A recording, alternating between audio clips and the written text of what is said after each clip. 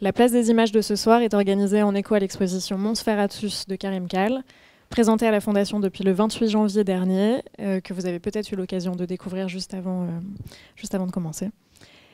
Parce que les paysages nocturnes et dépeuplés de Karim Kal donnent à voir par fragments les stratifications historiques et sociales de la Haute-Kabylie, nous l'avons convié aux côtés de la spécialiste de la photographie contemporaine Daniel Méo et de l'artiste Zineb Sedira pour qu'ils discutent ensemble des manières dont les photographes font parler les paysages contemporains, c'est-à-dire les manières dont ils choisissent de s'emparer de la représentation de certains lieux, territoires ou géographies pour y donner à lire des récits collectifs et personnels.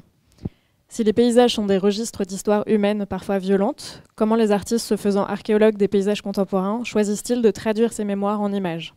Et comment se rapportent-ils aux enjeux politiques et éthiques de la représentation de ces territoires ? Je tiens à remercier chaleureusement nos invités ce soir, qui nous font le plaisir d'être présents. Ils et elles prendront chacun la parole pendant une dizaine de minutes avant d'échanger ensemble pendant une quinzaine de minutes sur ce qui aura été dit. Et enfin, nous ouvrirons la discussion au public pour accueillir vos questions. Quelques mots pour vous présenter Daniel, notre première intervenante. Daniel Méo, vous êtes spécialiste de la photographie contemporaine, professeur émérite en esthétique et sciences de l'art à l'Université de Saint-Étienne et rédactrice en chef de la revue en ligne Focal.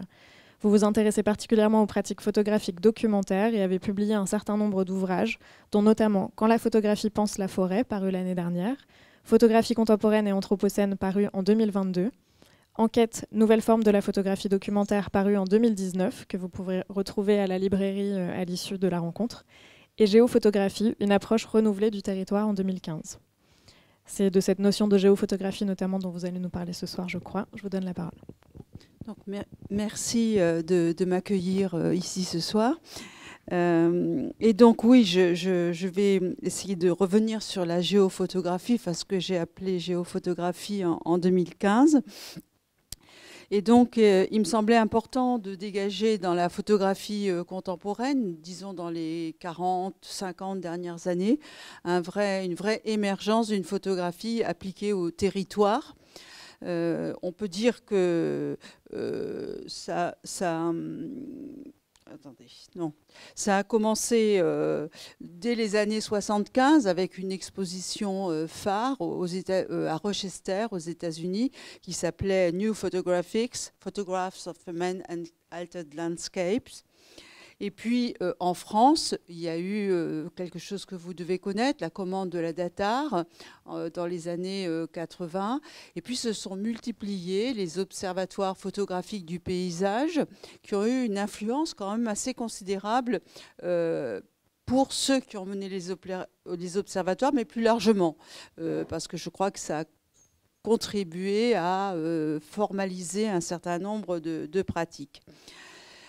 Alors, il me semble que cette mouvance, elle est toujours présente, mais qu'elle s'infléchit peut-être depuis les années 2000 pour aller peut-être moins vers quelque chose qui est de l'ordre de l'observation ou de l'observation des évolutions paysagères, que vers de véritables enquêtes qui amènent à essayer de comprendre des modes de vie, des façons d'habiter les territoires et d'aborder par ce biais aussi des enjeux qui peuvent être politiques, économiques, sociaux, voire même anthropologiques. Et d'ailleurs, je terminerai là-dessus, mais il me semble que le travail de Karim Kal, à la fois s'inscrit dans la filiation de ce mouvement et en même temps participe d'une forme d'évolution et de dépassement. Mais je vais revenir à quelques exemples donc, que j'abordais dans mon livre et qui me paraissent symptomatiques. Ah oui, mais alors le titre a sauté. C'est pas grave. Il s'agit d'un ouvrage de John Davis qui s'appelle Hidden River, rivière cachée, qui est une enquête sur la rivière de la Tirtaine qui traverse la ville de Clermont-Ferrand. Donc la Tirtaine prend sa source à Gerzat et puis passe sous Clermont pour ressurgir du côté de Chamalières et de Royat. Et donc Davis, c'était une commande de la municipalité et donc Davis a fait des photographies en couleur correspondant aux endroits où on voit le cours d'eau et en noir et blanc, correspondant aux endroits où il est enfoui sous les constructions. Même quand il est enfoui sous les constructions, le regard du lecteur ou du spectateur ou du visiteur de l'exposition s'attelle à trouver des indices qui révèlent la présence cachée du cours d'eau.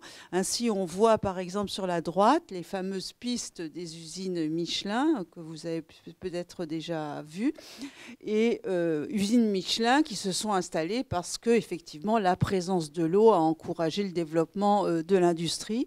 Ou en haut à gauche, vous avez un dessin mural qui montre un moulin. Vous voyez peut-être assez mal, mais c'est un moulin qui est dessiné au mur. Et donc tout ça renvoie à la présence souterraine de l'eau et en même temps à l'histoire de la ville qui s'est bâtie à partir de la présence de l'eau.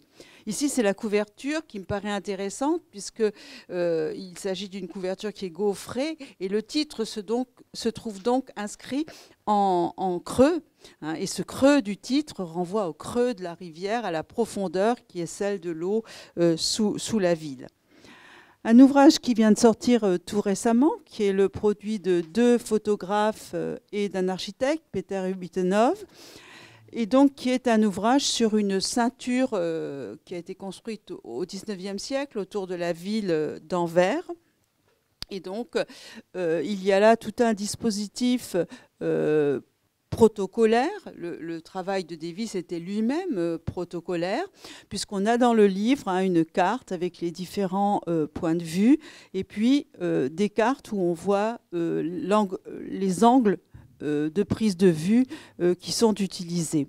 Donc il y a une série de photographies qui a été prise en 1993, et puis en 2024, ces prises de vue se trouvent reconduites et on peut donc observer par comparaison, comme dans les observatoires, une évolution de la ville portuaire qui est extrêmement notable, extrêmement rapide.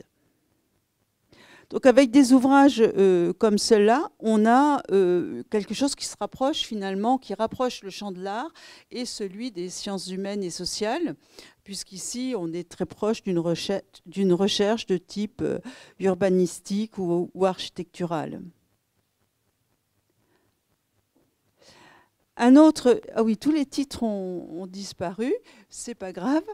Ici, c'est le travail de Geoffroy Mathieu et Bertrand Stofflet, qui s'appelle Paysages usagés.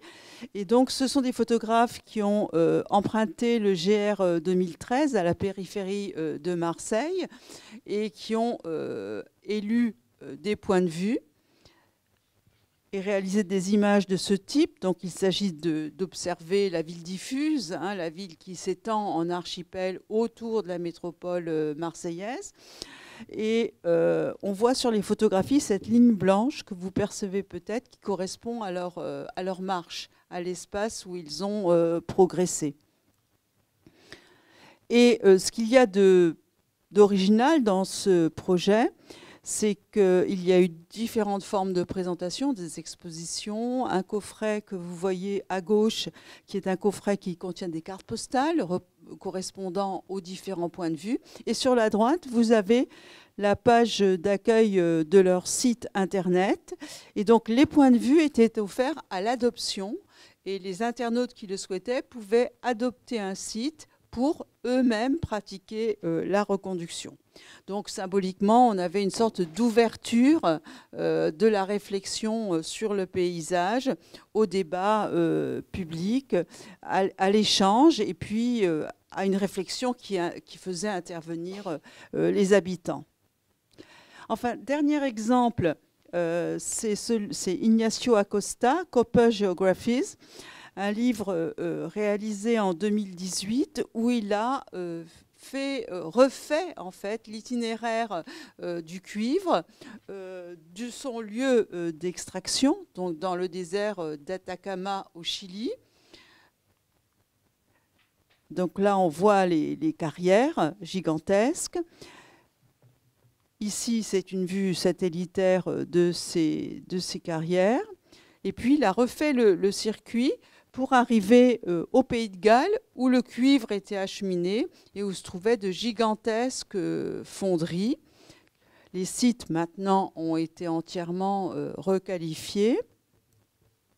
Et puis, le trajet se poursuit jusqu'au cuivre qui se trouve présent au sein de nos appareils sophistiqués. Et puis, il va aussi au centre de cotation des métaux qui se trouve à la City à Londres.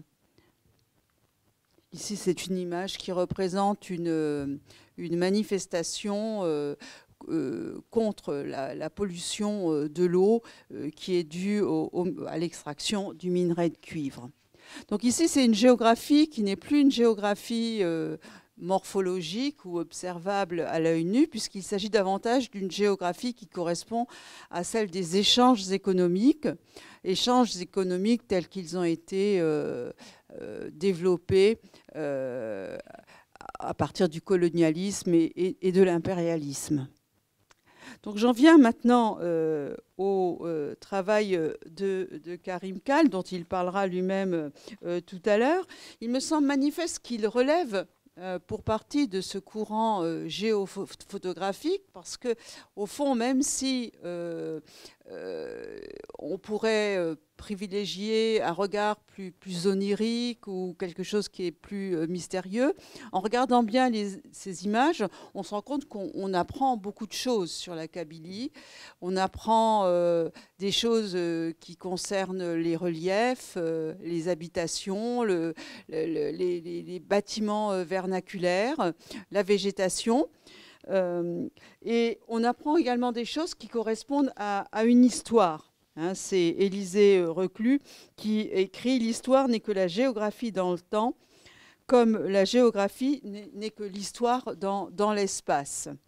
Et il me semble que c'est assez visible en regardant les images que de voir combien, au travers des apparences des sites, c'est toute une histoire des lieux qui se trouve révélée, ainsi qu'une façon d'aller à l'encontre, de déconstruire une perspective coloniale. Notamment pour ceux qui ont vu l'exposition ou regardé le livre, à travers cette série qui s'appelle Suture, qui est donc une rephotographie des crânes, de vues de crânes qui sont aujourd'hui conservées au Quai Branly. Et alors, dans le même temps, s'il y a, à mon sens, une inscription dans cette veine de la géophotographie, il y a aussi une façon dont, à mon sens, le travail s'en écarte et en fournit une forme de dépassement, sans doute, puisque ce qui frappe à ces images, en regardant ces images, c'est la manière dont elles font, somme toute, énigme. Et comment c'est à travers une forme plastique que se trouve exprimé un certain type de résistance. Enfin, moi, j'ai d'abord reçu le livre et c'est par là que j'ai abordé le travail. Et il me semble que dans le livre, il y a véritablement un travail plastique sur la page encrée de noir, certaines pages étant entièrement encrées de noir, ce qui est quand même peu commun dans un livre. Généralement, les pages unies sont blanches. Et donc, on a une sorte de tremblement visuel, d'oscillation visuelle entre la surface du papier, lorsqu'il est entièrement noir, et puis la profondeur de la perspective, là où apparaissent, comme on le voit dans l'image qui est à gauche, là où apparaissent des fragments de paysages qui sont plus lointain et où là on a une certaine profondeur de champ. Voilà, donc tout à la fois une inscription à mon sens et une forme de dépassement de cette relative attention portée à l'observation et au visible. Merci beaucoup Daniel.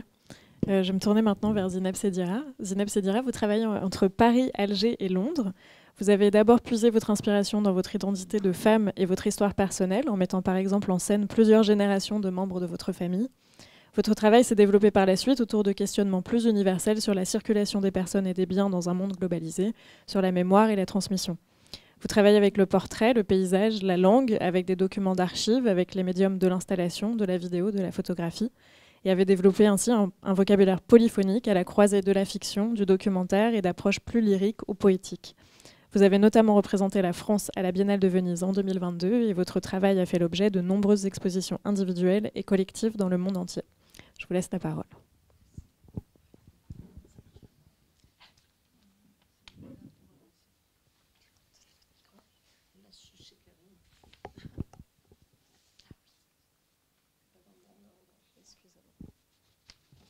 Alors moi j'ai vraiment beaucoup moins d'images que tout le monde, je crois.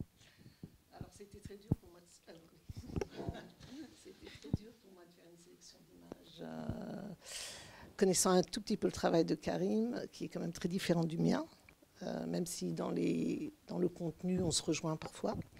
Mais je suis beaucoup plus dans l'installation, de moins en moins dans la photographie, au mur, on va dire, beaucoup plus dans la photographie en tant que forme sculpturale presque, et puis beaucoup dans la vidéo de plus en plus, et puis dans les archives, etc.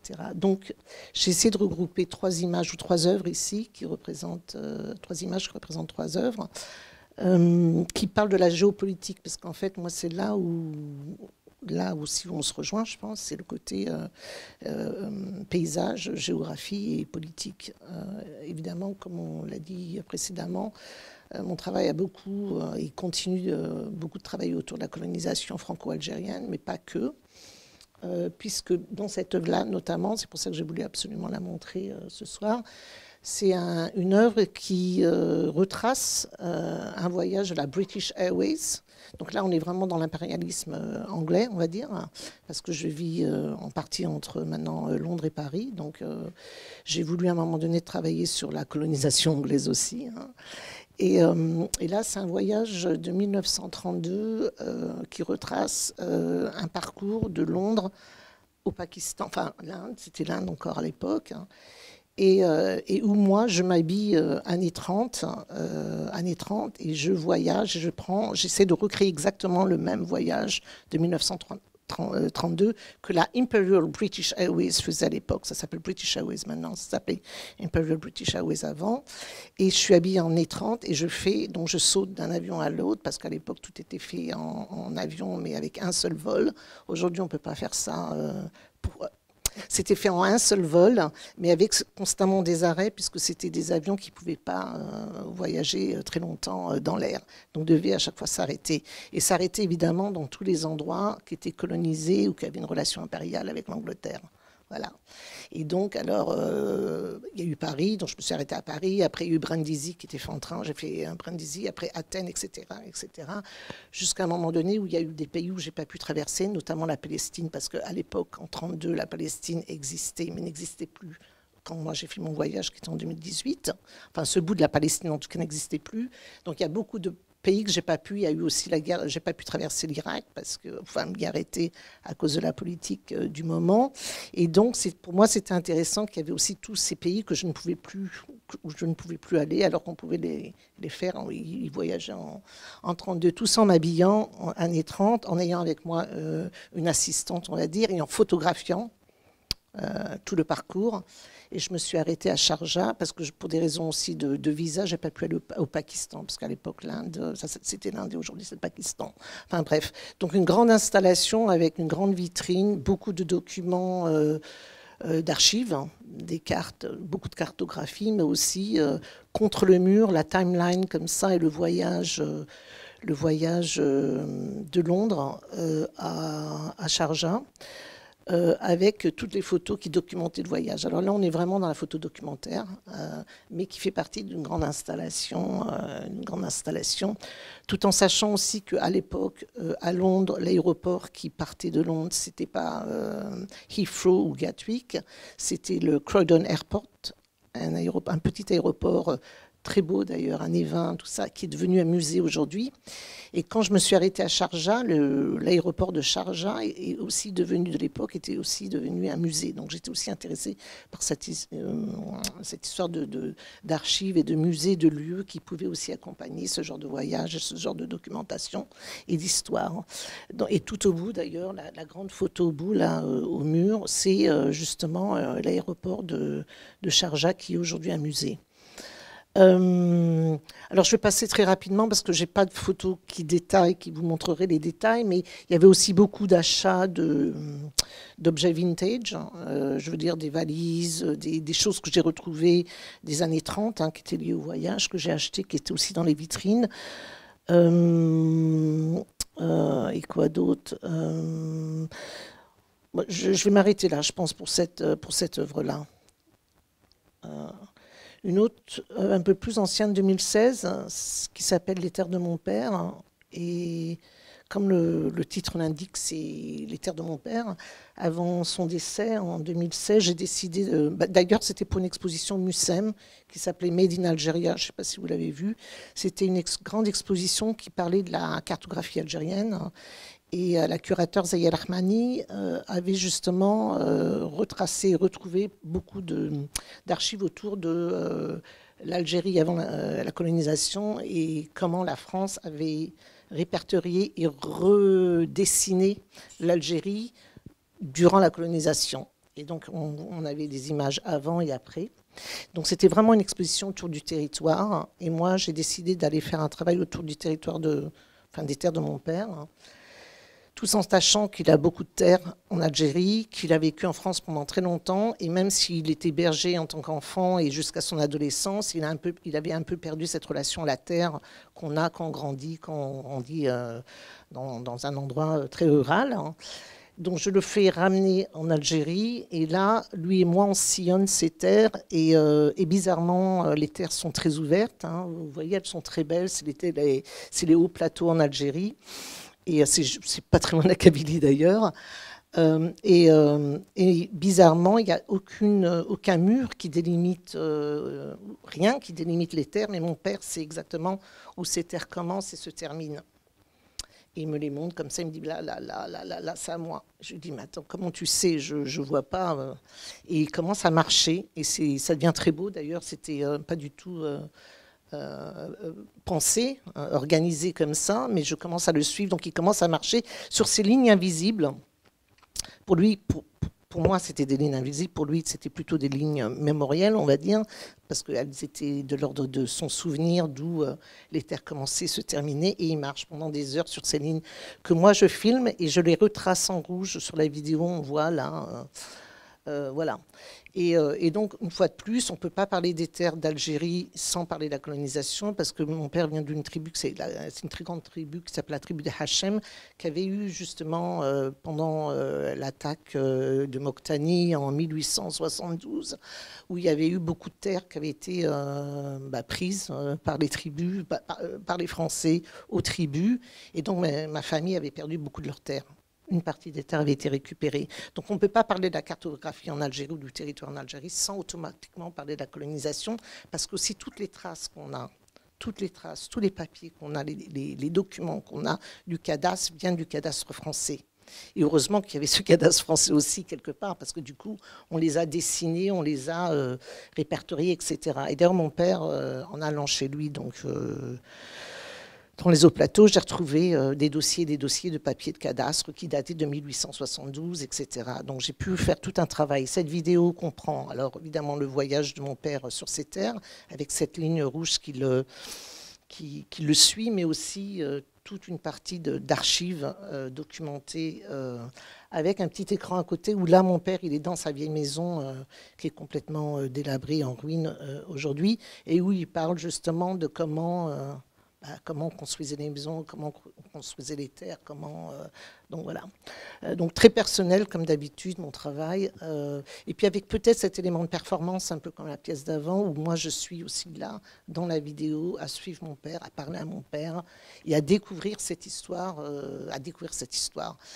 Ça venait aussi de cette idée qu'une fois que mon père allait partir, je savais qu'on n'allait plus avoir du tout cette cette connaissance, cette histoire de la Terre comme mon père pouvait la raconter. Donc pour moi, une fois de plus, il était important d'enregistrer sa voix, d'enregistrer son histoire pour pouvoir ensuite, non seulement nous l'utiliser dans la famille, mais pouvoir aussi la montrer et la partager avec un public beaucoup plus...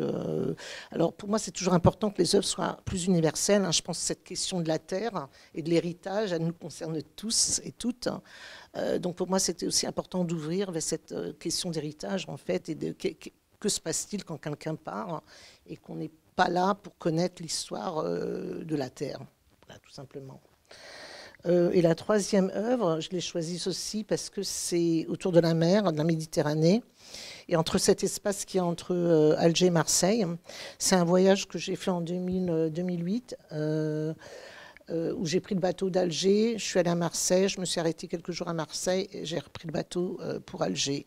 Et donc je filme que l'espace marin, l'espace entre deux, le middle sea, ce que j'appelle, qui est un espace géopolitique, très important parce qu'il a une histoire très importante dans la colonisation, mais au-delà de ça, avec toutes les histoires qu'on entend d'immigration, de gens qui meurent en mer, etc. Donc voilà. Mais là c'était justement un travail autour de cet espace entre la France et l'Algérie qui continue à avoir beaucoup de polémiques autour et aussi qui est aussi forte pour la France, aussi forte pour l'Algérie, puisqu'on a eu un exodus des Français d'Algérie vers la France.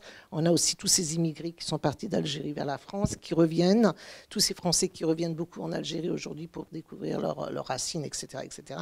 Donc c'est un espace marin qui est quand même très riche de mémoire, de mémoire et de passion et d'émotion et aussi de politique et malheureusement aussi où aujourd'hui il y a beaucoup de gens qui meurent justement pour échapper, quelles que soient les raisons, pour des raisons économiques, etc., partent de leur pays pour aller vers l'Europe. Donc voilà, pour moi, c'était un espace extrêmement important de travailler autour. J'ai fait d'ailleurs toute une série de photographies en Mauritanie, sur des bateaux, des épaves de bateaux, etc., autour de cet espace marin.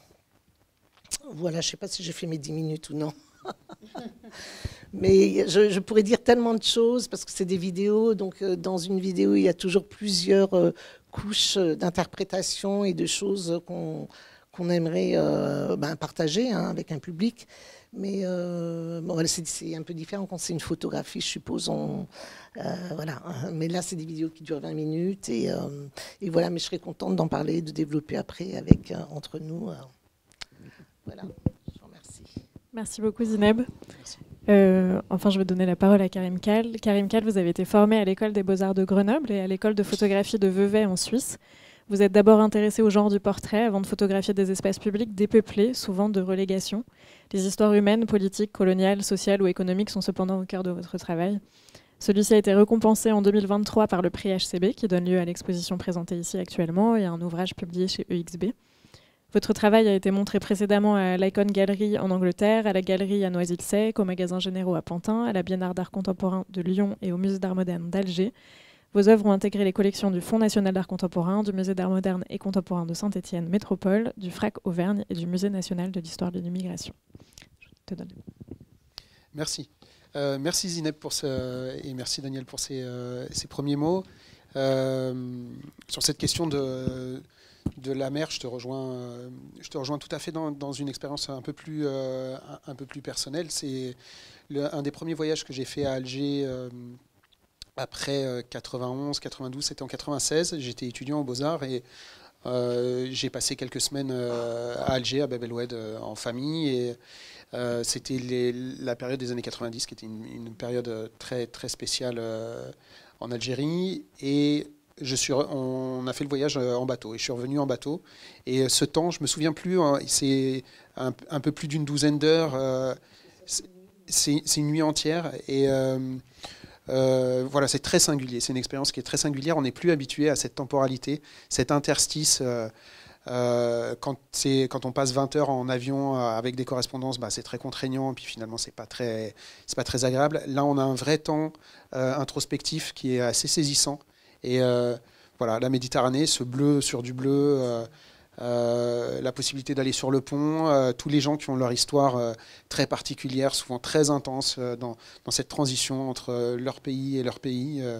Et vous êtes au milieu de ça, il y a un truc qui est très fort. Et ça me rappelle, voilà, ce que tu en dis, ça me rappelle cette expérience. Donc je suis revenu, après avoir passé plusieurs semaines à Alger, je suis revenu en bateau et ça a été un moment très spécial pour moi où j'étais ni en France ni en Algérie, mais je vivais avec un effet de traîne comme ça, ce voyage, ce séjour, cette intensité vécue à Alger en 96. Voilà, j'avais tout ça un peu avec moi, c'était vraiment fort. Donc, ah oui, j'ai des images. Donc je vais en arrière. Je remonte.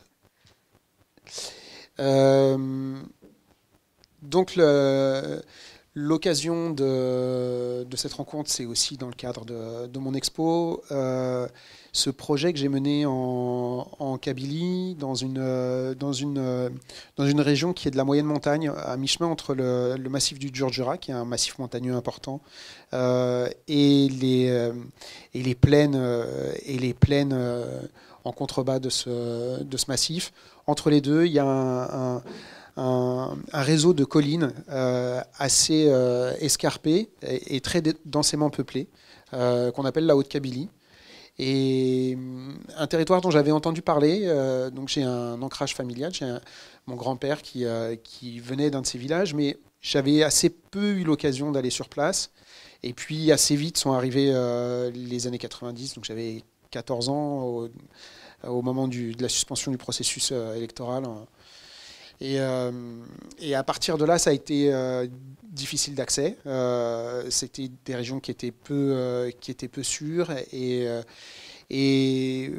une certaine mythologie, des récits familiaux, des lectures aussi, et puis une certaine mythologie comme ça de l'infréquentabilité a grandi en moi. Et puis au tournant des années 2010-2015, voilà, j'ai eu envie d'aller plus loin, d'aller visiter cette région. Donc en 2019, on a amorcé ce projet avec un premier partenariat et je me suis rendu sur place. Et ce qui est assez saisissant, alors c'est le cas souvent en Algérie, souvent dans les villes algériennes, dans les régions rurales, et j'ai trouvé ça très particulier, très concentré dans ce territoire de Haute-Kabylie, c'est que à chaque virage, il y a un récit historique qui est accolé au territoire. Donc j'étais avec des proches, des gens que je connais qui sont de la région et qui me disaient voilà, là c'est la route sur laquelle a été assassiné Matou Blounès. Un peu plus loin, c'est le virage où un cousin s'est fait enlever contre une demande de rançon en 2012. Là, c'était les endroits où les terroristes, dans les années 90, ils coupaient la route, ils faisaient des faux barrages. Et en fait, et après, on a là-dessus plein d'éléments historiques qui renvoient à l'époque de la présence turque dans la région, des premières étapes de la colonisation française avec des territoires de résistance très identifiés, très importants. C'est une région qui a mis très longtemps à être soumise par l'armée française, plus d'une trentaine d'années. Et puis, il y a aussi un lien avec l'Antiquité. Le nom de ce territoire que j'ai donné à l'expo, Mons Ferratus, c'était la désignation qu'en donnaient les Romains, parce que donc il y avait des gisements de fer dans la région et ils cherchaient à exploiter ce gisement. Et donc voilà, ce récit lié au territoire, ces récits historiques liés au territoire, puis pas que des récits historiques, parce qu'aussi une certaine forme d'actualité politique, tout ça affleurait. Et c'était assez excitant en ayant envie de produire des représentations photographiques. C'était très intéressant et très riche d'entendre ces récits qui accompagnaient mes traversées. Et pour commencer, donc c'est cet ensemble d'images qui s'appelle Les Crêtes. C'est une des choses les plus frappantes quand on traverse la région la nuit, c'est ces villages éclairés et qui sont toujours situés en crête de collines, tout en haut, un petit peu comme des nids d'aigle. et qui nous parle de comment les gens se sont installés, comment ils ont duré aussi sur ces territoires. La topographie y joue quelque chose d'important, la difficulté d'accès, la possibilité aussi de défendre assez facilement ces espaces parce qu'il y a une seule route qui y mène, que les flancs de collines sont trop boisés pour y accéder, trop raides. Et donc il y avait un lien entre le territoire et finalement les capacités de résistance, de révolte des habitants, qui me semblait assez manifeste et qui se matérialisait dans cet ensemble d'images.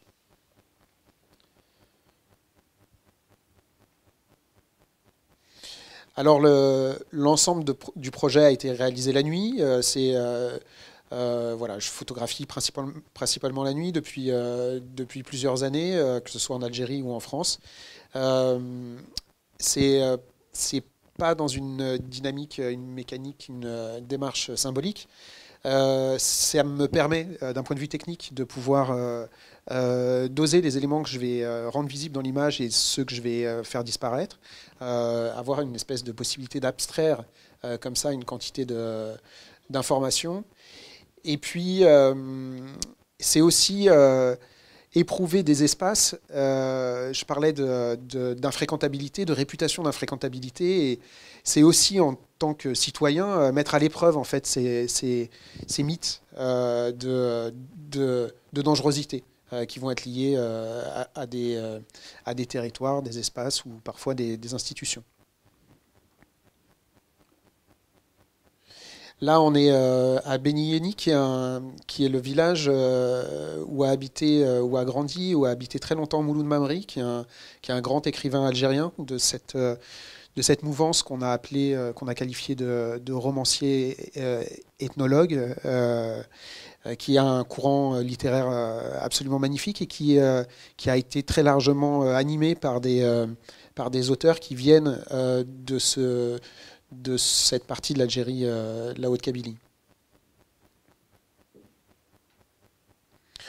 Ensuite, on rentre dans les villages. Donc, si vous avez pu voir l'expo, il y a plusieurs étapes dans l'appréhension de cette région.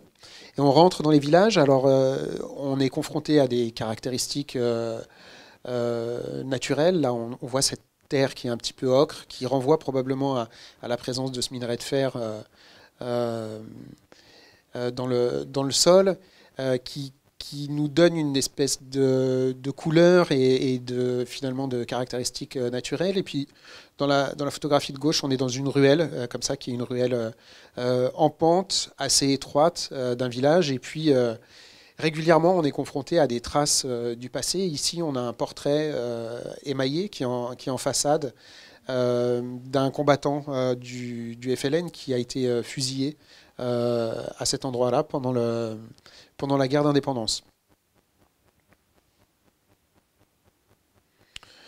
À gauche, on est dans un espace naturel où on a ces buissons épineux, ces arbustes. On a aussi, voilà, on est en montagne dans une nature qui est aride. Ça participe de la construction des représentations. Ça participe aussi de comment les gens se construisent et construisent leur identité.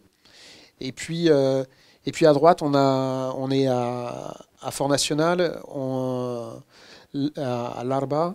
On a ce panneau accès interdit aux étrangers avec un réflexe qui a ressurgi ces dernières années. Il y a des incendies qui frappent cette région de montagne. Et certains pensent que certains incendies sont d'origine criminelle. Et on a un réflexe d'autoprotection, de repli sur soi, sur la communauté du village, qui a un réflexe qui date des années 90, où beaucoup de villages de cette région se sont constitués en comité d'autodéfense afin de se défendre des attaques extérieures, qu'elles soient de quelque nature que ce soit. Et donc on a occasionnellement ce type de mécanismes qui ressurgissent et qui sont symptomatiques d'une forme de traumatisme collectif, d'histoire tumultueuse qui a traversé cette région. voilà, qui m'interpellent, moi, quand je traverse ces espaces, et que je cherche à représenter. À gauche, on a cet espace qui est un espace caractéristique des villages de Haute-Kabylie, qui est un point d'accès au village et en même temps qui est une salle où se tiennent les conseils de village qui sont très importants. Il y a des mécanismes de démocratie directe dans ces territoires-là et dans les communautés kabyles. Et il y a voilà, une justice locale qui parfois se substitue, ou en tout cas aux yeux des habitants, a une valeur supérieure à la justice officielle. Et certains conflits sont tranchés comme ça dans le cadre de discussions, d'échanges des principaux concernés. Un élément voilà, qui m'a aussi fortement interpellé sur comment ces villages se constituent et comment ils tiennent à une forme de singularité. Et puis à droite, on a ces figuiers de Barbarie, alors là qui viennent de naître, mais qui est une plante aussi assez caractéristique de cette région de montagne.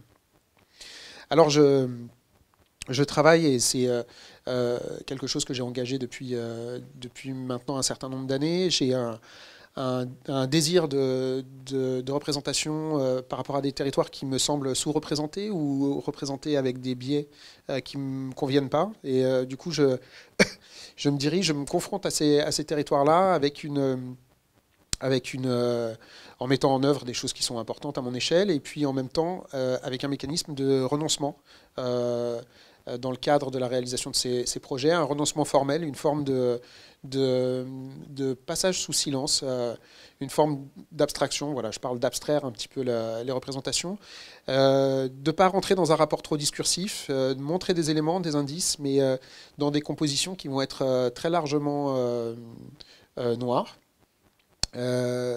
Et qui laisse une forme de place à l'interprétation. Voilà, c'est des mécanismes que je vais tirer du côté des abstractions qu'on connaît plus facilement en peinture ou en sculpture, et qui me semblent parfois manquer dans les intentions documentaires. Et voilà, je pourrais m'étendre un petit peu plus longuement là-dessus si vous avez des questions à ce niveau. Et j'ai peut-être fait 10 minutes aussi. Bon. Merci Karim. Voilà, merci. Donc avant d'ouvrir la discussion au public, je vous laisse une dizaine de minutes pour échanger sur ce qui a été dit. Est-ce que l'un de vous souhaiterait réagir ?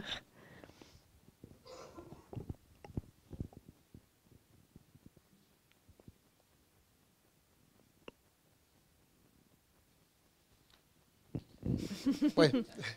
Et c'est presque un peu l'opposé de ce que tu nous as montré, Daniel, où tu as des photographes qui s'évertuent à montrer des choses qui ne sont plus visibles. Et moi, j'ai aussi la démarche d'invisibiliser partiellement des choses qui sont présentes. Ouais. Oui, en même temps, il me semble qu'il y a aussi une espèce de façon de faire énigme dans ton travail qui fait que finalement ça éveille un profond désir. Enfin, pour moi qui ne connais absolument pas la Kabylie ni finalement beaucoup la culture kabyle, c'est quand même de l'ordre de l'impulsion et du désir, ce qui éveille tes images. C'est-à-dire qu'il y a quand même une mise en énigme qui implique le regardeur. Et puis ce noir, oui, intrigue et en même temps fait ressortir les éléments, parce qu'il y a une façon d'occulter certaines choses, mais c'est aussi une façon d'en majorer d'autres. Puisqu'il se détache avec une sorte de préciosité, enfin de l'attention, je veux dire, dans l'espace de la page. Enfin, moi, encore une fois, je suis rentrée par le livre, et je trouve qu'il est intéressant en tant que livre. Donc, je pense que c'est pas si à l'opposé que ça. Enfin, quand même, hein, c'est finalement une façon d'employer d'autres moyens, mais pour des fins qui ne sont pas finalement si différentes.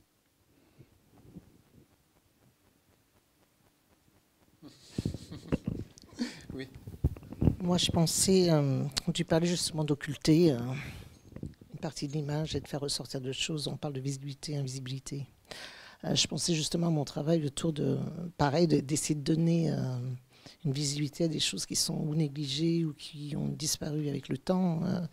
Et dans le cas de l'Algérie, il y a beaucoup de choses comme ça, puisqu'on sait que c'est un pays effectivement riche d'histoire, comme tout pays d'ailleurs, mais qui est un pays aussi ou un État qui ne préserve pas ou ne conserve pas son histoire de manière assez importante pour moi en tout cas.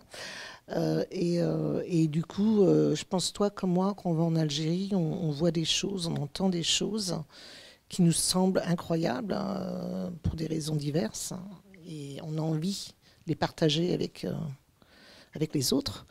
Au point où même parfois les Algériens qui vivent en Algérie sont étonnés de comment nous voyons les choses par rapport à eux qui vivent dedans finalement, parce qu'on vient de la diaspora. Bon, voilà.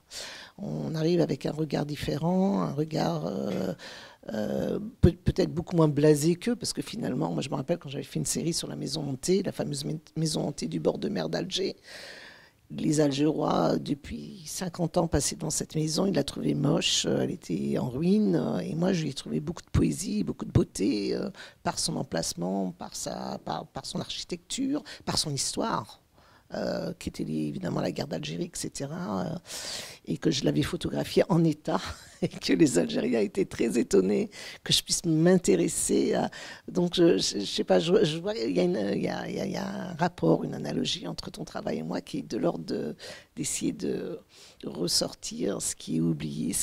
Et moi, tes paysages me font presque frissonner parce que je connais un peu cette Algérie des années 90 où on n'avait pas le droit de sortir dans certains lieux, surtout dans les campagnes. Il ne fallait surtout pas, dès qu'on était dans Alger ou dans les villes, ça allait, mais dès qu'on sortait, il y avait justement cette obscurité, cette peur.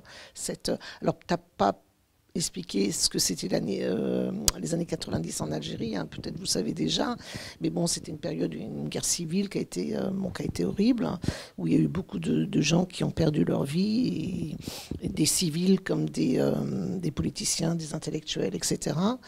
Et c'était à un moment donné aussi où il y avait beaucoup de faux barrages, et dès qu'on sortait des villes qui avaient des faux barrages, on pouvait se faire attraper, se faire égorger souvent, ou tuer, etc. Et tout ça, c'était dû à des élections. Enfin bref, c'est une plus longue histoire politique.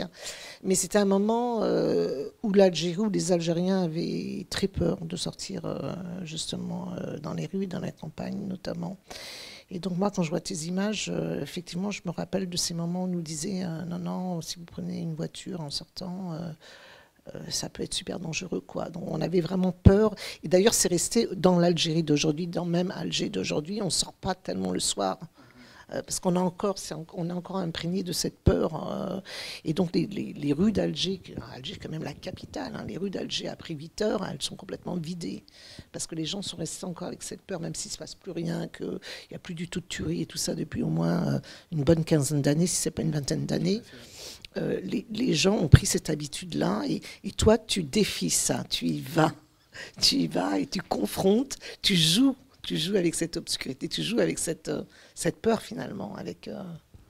Ouais, et j'ai commencé à le faire il y a un moment à Alger, à Bab el Oued, notamment dès 2010-2012, je photographiais la nuit dans Bab el Oued. Et j'ai vu comment, par exemple, sur le front de mer El-Kitani, j'ai vu revenir les gens, d'abord un peu les gars qui traînaient, et puis ensuite les familles sont revenues la nuit. Mais oui, cette histoire est très tumultueuse, c'est très récente aussi. Toutes ces strates historiques, finalement, on parle pas de siècles, hein, on est sur des échelles d'une vie humaine. Et une vie humaine a pu connaître trois conflits différents en Algérie. C'est assez incroyable. Mais c'est aussi parce que c'est son histoire. C'est voilà, un pays qui est allé chercher son indépendance en se soulevant, et du coup il y a encore cette énergie qui semble animer. C'est assez et ce qu'en fait ce qu'on vit, c'est qu'on reçoit ces récits par nos proches, et en fait on vit ces éléments un petit peu par procuration, et ça participe de constructions qu'on se fait, qu'on cherche à interroger. Et c'est assez étonnant. On est quand même encore dans un rapport où l'oralité est extrêmement importante dans ce qui provient de l'Algérie. Et en fait, on connaît les choses, on connaît les histoires, mais l'étape de la représentation parfois n'a pas été effectuée. Moi, je pense que ça va au-delà de connaître, dans le sens d'avoir entendu l'histoire, c'est aussi de les sentir, parce qu'on les ressent au travers de mes parents. Moi, je sais que mes parents, c'était comme tes parents certainement, c'était des gens qui étaient dans la résistance en Algérie, donc qui ont combattu, qui ont vu des choses horribles, qui ont fait des choses peut-être horribles aussi. Mais en tout cas, c'est des choses que moi, automatiquement, même sans les avoir entendues, parce que moi, mes parents ont commencé à parler de la guerre d'Algérie bien plus tard, quand j'avais déjà 40 ans, je pense. Mais quand j'allais en Algérie avant ça, je savais, je sentais dans mon corps qu'il y avait des choses qui ne m'avaient pas été dites, ou peut-être qu'elles m'avaient été dites en tant qu'enfant, que je les avais absorbées sans les comprendre. Et donc, je pense que c'est aussi de l'ordre qu'on a imprégné physiquement. Je crois que le corps et la relation du territoire et de la terre est là aussi. Même, on n'est pas toujours obligé d'entendre ou de lire que c'est un truc physique, quoi. Enfin, je ne sais pas si je m'exprime assez bien, mais moi, je sens quand je suis en Algérie que je vis des choses physiques que je n'ai jamais vécues ailleurs. Je veux dire, parce que c'est des choses qui m'ont été données. Je ne sais pas comment l'expliquer, mais les peurs et tout ça, c'est des choses. Moi, les années 90, j'ai pas connu. J'étais en Angleterre à l'époque, donc, mais je savais évidemment par les news ce qui se passait. Et quand j'y suis retournée en 2000, je crois, je suis pas allée pendant 15 ans, de 88 d'ailleurs au début des événements, de 88 à 2002. Quand je suis allée en 2002. Je sentais, je voyais, les gens n'avaient pas besoin de me dire, j'avais vu, je sentais qu'il y avait eu... Et en 2002, le pays n'était pas complètement sorti de... C'était déjà bien mieux. C'était bien mieux, mais il y avait encore des difficultés. Hein. Voilà, c'est des villes où, Alger, quand on circule la nuit, il y a des barrages de forces de l'ordre. À une époque, on ne savait pas si c'était risqué, il fallait s'arrêter pour se signaler, mais tu t'arrêtais pas trop longtemps non plus, parce qu'il y avait... et puis, il fallait allumer le plafonnier dans sa voiture. Il y avait des mécanismes d'identification comme ça qui étaient, effectivement, qui renvoient à des sensations physiques. Et après, on a envie aussi de traiter de ce territoire dans sa complexité. Et toi, tu t'y confrontes avec cet héritage historique et les constructions culturelles post-indépendance. Et je pense qu'on a en commun ce souci, cette énergie de produire du contenu qui nous semble juste par rapport à la complexité de ce qu'on connaît du territoire, au-delà d'interprétations un peu rapides ou militantes, mais vraiment avec sa poésie et voilà. Et c'est important aujourd'hui, à mon avis, de traiter de l'Algérie dans ce sens, oui.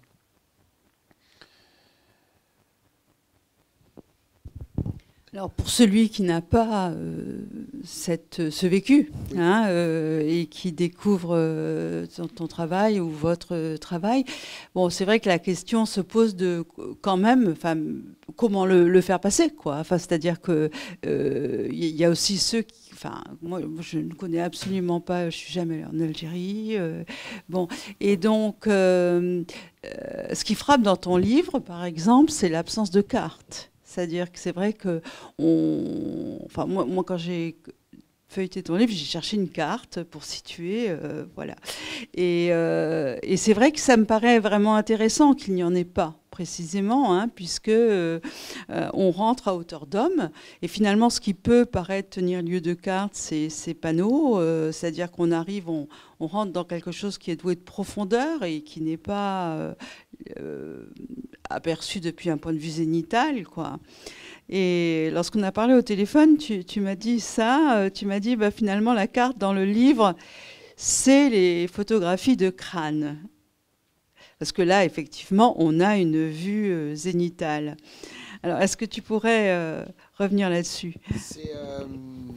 Donc cette série de photographies a été réalisée au Quai Branly à partir d'archives photographiques qui sont dans les collections du Quai Branly.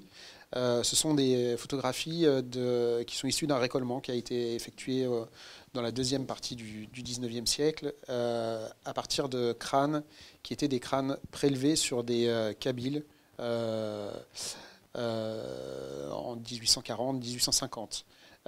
Certains combattants tués par l'armée française et certains militaires prélevaient des formes de trophées, hein, on peut le situer comme ça. Aussi une personne, un marabout, donc un chef local, un responsable local qui avait été décapité et dont on a emporté la tête. Donc là, c'est dans le cadre de la justice, en fait. C'est des commis de justice qui ont prélevé ce crâne. Et on en connaît avec certitude les origines parce que les crânes dans les collections sont annotés directement. Donc on n'a pas ni le nom, ni parfois le nom de famille, mais souvent, on a la fonction, on a la localisation du prélèvement. Et voilà, il y avait, ces images sont extrêmement frappantes. C'est le début de l'anthropométrie. C'est des images très descriptives qui nous confrontent à ces restes humains avec une forme de violence assez sidérante. Et je connaissais l'histoire de ces restes, et ça a fait polémique. Donc il y a eu des demandes de restitution il y a 3 ou 4 ans. Il y a une certaine partie de ces crânes qui ont été restitués à l'Algérie. Et puis les photographies restaient visibles. Et moi, en tant que photographe, ça m'intéressait. Je voulais parler des prémices de la période coloniale et l'idée de les refotographier et de les amener ailleurs, en fait, d'aller sur une espèce de terrain. Voilà, on a ce matériau entre nous, entre les Français et les Algériens. On a ce matériau historique qui est très problématique.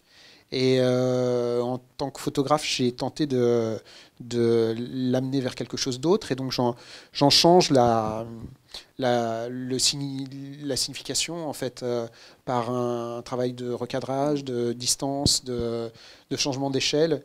Et j'ai tenté d'évoquer d'autres registres photographiques que celui de l'anthropométrie. Et c'est vrai que dans la mesure où tu les photographies de près, c'est ça, hein, effectivement, oui. On a un point de vue zénital qui est celui un petit peu de la carte, et donc un point de vue de domination qui fait écho à la nature même de ces photographies, quoi. C'est des images de pouvoir, en quelque sorte, qui occupent la place d'une carte, en fait. Absolument. Après, pour revenir sur cette question de la carte et de l'Algérie, c'est assez singulier. C'est quand même assez difficile de trouver des cartes de l'Algérie un peu précises pour des raisons de sécurisation du territoire. Et pendant longtemps, Google Earth, ça ne marchait pas en Algérie, par exemple. Je ne sais pas si ça marche maintenant, mais voilà, moi, dans les premières années où je photographiais en Algérie, j'avais souvent quelqu'un qui me mettait la main sur l'épaule en me disant non, tu peux pas faire de photos là. Et puis je demandais pourquoi. On me disait parce que il y a une caserne militaire à l'arrière-plan. Alors je regardais bien, je voyais pas de caserne militaire, mais en tout petit, effectivement, si on se concentrait bien en arrière-plan, il y avait une caserne militaire, des forces de l'ordre, et donc ces questions de sécurisation, de situation d'absence de sécurité, la question de la représentation du territoire, voilà, elle a une autre valeur sur ce type d'espace. Et du coup, voilà, ça en rend que plus intéressant à faire des photos de paysages quand on a l'impression que c'est compliqué.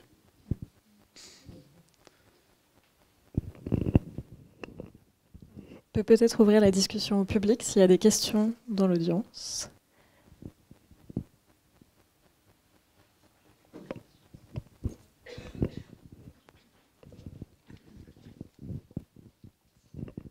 Bonsoir. Alors, c'est pas forcément une question, mais plutôt deux remarques. Je trouvais par rapport à ce que vous disiez, Zineb, sur cette peur dans la ville et même dans les campagnes algériennes, le fait d'avoir peur de sortir la nuit, et aussi dans les photographies de paysages de Karim, une forme d'hantise, comme si les lieux étaient hantés par le passé, et que Karim cherche dans ses photographies des formes de réminiscence et des détails, des indices. Et je trouve que justement, c'est intéressant de ne pas tout montrer. Et après, c'est intéressant aussi d'avoir vos récits justement à l'oral où vous racontez votre regard sur l'Algérie et tout. Et aussi, ça m'a fait penser à une chose, cette question de la nuit et du paysage nocturne au couvre-feu qui a été imposé à Paris pendant la guerre d'Algérie en 61. Est-ce qu'il y a j'imagine que vous y avez pensé ou... Oui, moi, en voyant les photos de Karim, j'ai pensé à ça. J'ai pensé que non seulement il y avait beaucoup de couvre-feu dans l'Algérie coloniale, pour les Algériens évidemment, pas pour les Français, et après le couvre-feu de 61, du 17 octobre, le fameux couvre-feu qui a causé la mort de beaucoup de gens. Et puis après, ce fameux couvre-feu qui a duré des années, au moins une bonne dizaine d'années en Algérie, qui continue maintenant, mais qui n'est pas un couvre-feu officiel, qui est dans la tête des gens aujourd'hui. Les gens reprennent doucement les rues. Le soir, à Alger, c'est un peu plus animé maintenant. Mais effectivement, moi, quand je suis retournée en Algérie en 2002, à partir de 6-7 heures, il n'y avait plus personne dans les rues. Mais maintenant, ça commence à changer. Et puis, oui, cette histoire de couvre-feu, c'est vrai qu'elle est constamment dans l'histoire algérienne et que peut-être, je sais pas, inconsciemment, tu as été influencé par ça, je sais pas. Oui, puis des couvre-feux, on en a eu quelques-uns en France aussi ces dernières années. Mais pour revenir sur cette question de montrer partiellement les choses ou... l'histoire de la photographie, là je parlais d'anthropométrie et de ces restes humains. L'histoire de la photographie est aussi liée à ses applications administratives. Et ces applications administratives d'un côté, la question aussi de l'anthropocentrisme dans certaines démarches journalistiques ou documentaires. Et quand tu grandis avec la possibilité d'avoir un accès très privilégié, très étroit, avec des territoires qui arrivent à évoluer dans une certaine ignorance l'un de l'autre, tu dois construire ton espace et ton espace sensible, poétique, développer des stratégies. Et pour certains, il y aura un parti qui va être pris. Un parti qui va être pris, assez tranché, une dynamique politique très marquée, pour d'autres une mise en retrait sur des questions personnelles ou sensibles ou poétiques. Et puis j'essaye de me questionner aussi quelle est ma position en tant que photographe dans une dynamique documentaire, quelle est ma position franco-algérien, où est-ce que je suis, qu'est-ce que je produis comme image, à qui je les montre, à qui je les envoie, et est-ce que l'idéal ce serait pas de poser des questions plus que de chercher à raconter et du coup je cherche à construire une forme un peu interrogative, en tout cas qui prend pas parti et qui amène les choses, mais qui les suggère plus qu'il ne les explique.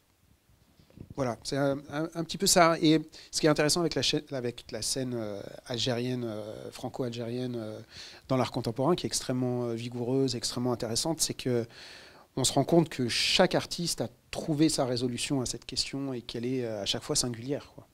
Et on peut passer en revue tous nos pères. Je pense qu'elle dépasse aussi la question de l'Algérie. Dans ton travail, on n'a pas besoin de savoir que c'est en Kabylie et connaître toute l'histoire politique et historique de l'Algérie pour apprécier les photographies. Je veux dire, elles sont magnifiques. Elles disent, je pense que c'est assez clair ce qu'elles disent, sans devoir entrer dans la spécificité du lieu. Et c'est ça aussi qui est intéressant dans cette poésie que tu utilises aussi, c'est cette universalité aussi. C'est que, voilà, c'est... Oui, cela dit, tu dis, c'est un travail documentaire. Donc, je trouve que ça mitige ou infléchit aussi ce que vous venez de dire. C'est-à-dire que il est intéressant d'employer des moyens poétiques ou formels ou plastiques pour une démarche documentaire, mais enfin en même temps, tu distilles quand même un certain nombre d'informations, et je pense que tu en es pleinement conscient. Enfin, c'est pas, par exemple, tous ces panneaux indicateurs, tous ces écrits qu'on peut lire et qui sont en français, c'est un choix que tu as fait, qui permet d'ailleurs à moi qui ne lis pas l'arabe, ça me permet de comprendre certaines choses. Donc il y a quand même consciemment, en même temps que des choix plastiques, une volonté de distiller des informations tout de même, mais peut-être de les distiller avec parcimonie ou avec un dosage que tu fixes à la hauteur que tu souhaites, mais elle est quand même bien là, moi je crois. Enfin, moi c'est comme ça que je le lis. Ou que j'ai envie de le lire. Plutôt, je pense, oui. Mais moi, je trouve que justement, ce qui est intéressant dans tes photos, c'est que ça pourrait être aussi en France, justement, par le texte français, ça pourrait très bien être en France et dans le Sud notamment, peut-être. Donc moi, je pense que les images de Karim peuvent se lire en dehors du contexte algérien. Si Karim veut en parler de cette manière-là, il n'y a pas de problème, mais je pense que on peut aussi en retirer des choses, vivre des choses au travers de ces photos qui sont au-delà de la politique algérienne ou de l'histoire algérienne. Moi, c'est comme ça que je vois les choses. Moi, je trouve que ces photos sont très universelles, mais ça ne veut pas dire que ça invisibilise l'histoire algérienne. Mais justement, c'est ça qui est fort dans le travail, c'est qu'il y a les deux. Il y a les deux côtés, les deux éléments. Enfin, c'est peut-être, on devrait demander au public peut-être de répondre à cette question finalement. Oui, en tout cas, il y a un travail d'équilibre, comme tu le dis, Daniel, et qui passe par des échanges, en fait. C'est-à-dire que je ne suis pas tout seul avec mon sac à dos. Je discute avec des gens, je suis accompagné, et les idées, elles circulent, elles sont échangées aussi au moment des repas. Et je confronte, je questionne, je creuse, et puis parfois il y a des éléments, non, on ne va pas les montrer, et puis d'autres on va les montrer, et puis ça passe, cette balance, cet équilibre, il se fait aussi dans le dialogue avec d'autres gens. La nécessité de montrer quelque chose ou de parler de quelque chose, ça peut être aussi à travers des récits, ça revient, et il va falloir aller le trouver. C'est pas que des choses, je suis pas un promeneur, je fais pas de la cueillette de photographie, je vais chercher aussi des choses qui spécifiquement m'ont interpellé, renvoient à une histoire qui m'intéresse. Oui, pour moi, cette question du dosage, ou de l'équilibre, elle est fondamentale. D'ailleurs, elle est là dans chacune de tes images. D'ailleurs, avec cette façon dont tu occultes certaines parties et en fais apparaître d'autres.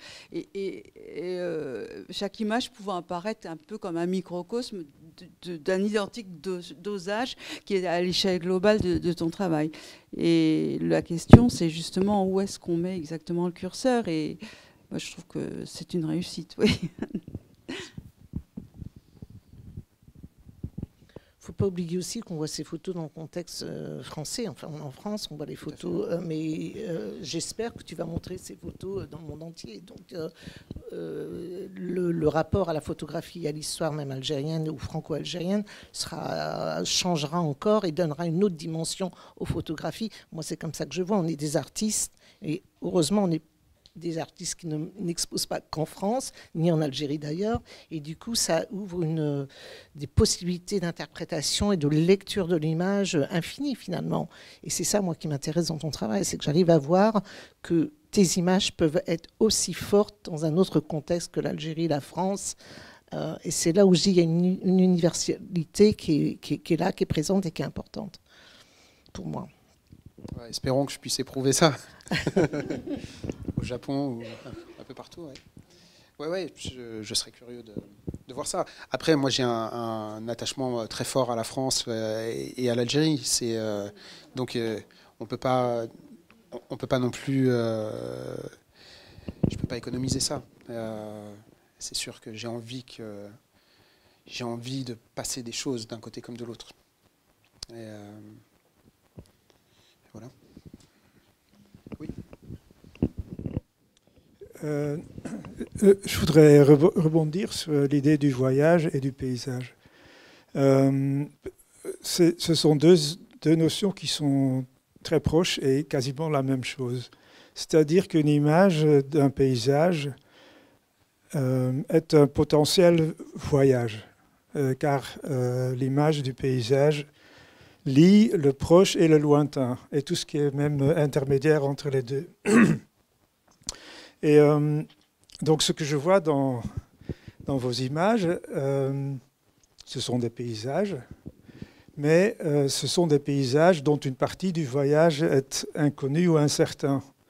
Il y a deux voyages dans vos images. Il y a le voyage qui va vers le noir, l'incertain, vers l'angoisse, qui part de la lumière, et il y a le voyage qui part du noir, où on est dans la peur, qui va vers la lumière. Donc c'est très symbolique comme image. Et ce que je vois dans ce que vous faites dans votre œuvre, en fait, donc il y a un travail de lumière, en fait. Je pense, on a beaucoup parlé du noir, mais en fait, c'est aussi un travail de la lumière, faire de la lumière, éclairer quelque chose. Pardon. Et ce que vous faites dans votre travail, en fait, c'est éclairer aussi, parce que vous éclairez le voyage en donnant tous les éléments et toutes les données possibles du voyage, les arrêts intermédiaires et tout ça, le point de vue à la fin, au bout de la salle. Donc là, vous êtes dans la lumière complète. Aussi, votre père qui se promène dans le paysage vous éclaircit sur son histoire et sur le paysage et les propriétés et tout ça. Donc là aussi, il y a un travail sur la lumière qui est très très fort dans ce que vous faites. Aussi, le travail sur la mer entre la France et l'Algérie. En fait, vous avez raconté ça, c'est un voyage d'une nuit, mais en même temps, vous avez aussi parlé beaucoup de cette lumière sur la mer. Donc j'aimerais bien vous entendre. Enfin, juste une question, peut-être, si je peux poser une question, et puis aussi vous demander de développer peut-être un petit peu de ce travail de la lumière. Dans vos photographies, est-ce que vous avez manipulé la lumière? Est-ce que vous avez éclairci certains points, par exemple dans les deux photos que nous avons devant nous? Ou est-ce que c'est de la lumière naturelle, enfin naturelle, artificielle, mais naturelle qui est présente? Voilà. Et puis j'aimerais bien vous demander de développer un petit peu cette idée de lumière, si le symbolisme de la lumière. Je pense au rêve d'enfant, en fait. L'enfant qui est dans sa chambre, qui doit dormir, aimerait bien avoir une lumière à côté parfois, et a peur de la lumière qui est derrière la porte, parce que en fait, c'est l'envers du voyage, parce qu'il doit rester tranquille dans son lit, donc il n'aime pas voir la lumière derrière la porte. Donc, est-ce que c'est ce genre d'idée dans votre travail?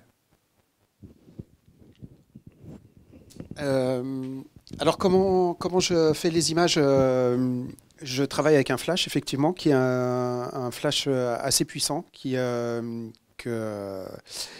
et j'ai une vitesse d'obturation qui est une vitesse d'obturation rapide. Le flash puissant me permet de fermer mon diaphragme, donc d'avoir un effet de contraste qui est assez important. Et je vais éclairer, je vais photographier, je vais enregistrer exclusivement les éléments qui sont éclairés par mon flash. tout le reste disparaît. J'ai pas de... Parfois, il y a des choses en arrière-plan, il y a du paysage, il y a la poursuite de la ruelle derrière. Et l'idée, c'est qu'avec ce flash, je vais avoir une portée qui va être assez courte, une possibilité de vision assez courte. Et le principe, c'est que je compose des paysages systématiquement, si vous avez l'occasion de voir l'exposition. Je construis des paysages, des images qui sont toujours droites, à hauteur d'homme, et souvent avec un dispositif qui invite au passage, une ruelle, une route. Et ces éléments qui sont des éléments qui vont introduire l'idée de projection. Aussi, je réalise des grands formats. C'est l'idée d'une forme de physicalité dans le rapport. C'est pas pour en mettre plein la vue, mais c'est vraiment pour entretenir ce rapport de l'épreuve et de la projection personnelle à travers un espace de traversée. Et puis donc cette obscurité qui est en arrière-plan, qui va être plus intense si l'ensemble de l'image nous amène naturellement à désirer aller quelque part. Donc ça, c'est un petit peu le principe de composition, de question. Après, sur la question symbolique, c'est ce que j'évoquais avec Zineb tout à l'heure quand on a fait la visite. Et je ne suis pas tellement intéressé par la charge symbolique de l'obscurité ou du nocturne. Je vais pas... c'est pour moi avant tout un moyen de produire une forme d'abstraction. En photographie, il y a 3 solutions. Ça va être du noir sous-exposé, ça va être du blanc surexposé, ou ça va être la confrontation avec des motifs qui sont eux-mêmes porteurs d'une forme d'abstraction, comme c'est le cas pour Lewis Balls, par exemple, chez le photographe américain. Et voilà, donc j'ai tranché et je suis allé plutôt vers cette question du nocturne, aussi parce que naturellement j'ai un rapport à la nuit. Voilà, j'ai aimé sortir, j'ai aimé la nuit pendant longtemps, et après y avoir fait beaucoup la fête, j'y ai travaillé quelque part. Et puis ça me permet aussi, ce qu'on a évoqué dans un entretien avec Clément Chéreau, ça me permet de mettre à l'épreuve la mythologie de dangerosité du territoire. Ça me permet en tant que citoyen d'être là où on me dit que je ne devrais pas être quelque part. Et ça, c'est quelque chose qui m'intéresse. Ça m'a intéressé à Alger, ça m'a intéressé en France, ça m'a intéressé de faire des images dans une prison pour mineurs il y a quelques années dans la région de Lyon, où on me dit là tu ne vas pas pouvoir faire ce que tu fais d'habitude parce que tu n'auras pas accès à la prison la nuit. Et là, ça devient un lieu de lutte où je dis non, on va faire ce projet la nuit et je vais travailler avec les détenus la nuit, on va être là. Et la prison, c'est un tout autre moment la nuit. C'est un moment où les détenus ils reprennent un peu de pouvoir quelque part. Et l'administration n'aime pas du tout ce temps-là. Et donc représenter ce temps-là, c'est aussi un geste politique. Et puis, par rapport à cette expérience du visuel comme ça et de la portée courte, moi, ça me renvoie assez... et ça m'a renvoyé vraiment au début où je m'engageais dans cette dynamique-là, ça me renvoyait à cette expérience qu'on fait quand on traverse un espace la nuit en voiture et qu'on a cette possibilité de perception qui s'arrête à la portée des phares, que je trouve très belle. C'est très enveloppant. Voilà, c'est une expérience qui est intime, personnelle, c'est très enveloppant. Ça signifie pas... Ça n'a pas de signification particulière, mais ça renvoie à une expérience... qu'on a tous eu, et qui est plutôt universelle là pour le coup, et voilà, où on se projette avec désir, avec un peu de crainte, voilà, c'est quelque chose d'un peu complexe, où on est très en éveil et en même temps on part dans une espèce de vagabondage intérieur. Voilà, plusieurs de ces choses. Je ne sais pas si je réponds à votre question, mais merci. Est-ce qu'il y a éventuellement une dernière question ? Non. Bon, bien dans ce cas, on va clore cette soirée. Je vous remercie beaucoup d'être venus ce soir et je remercie beaucoup nos invités, Karim, Zineb et Daniel, d'avoir partagé votre pensée avec nous ce soir.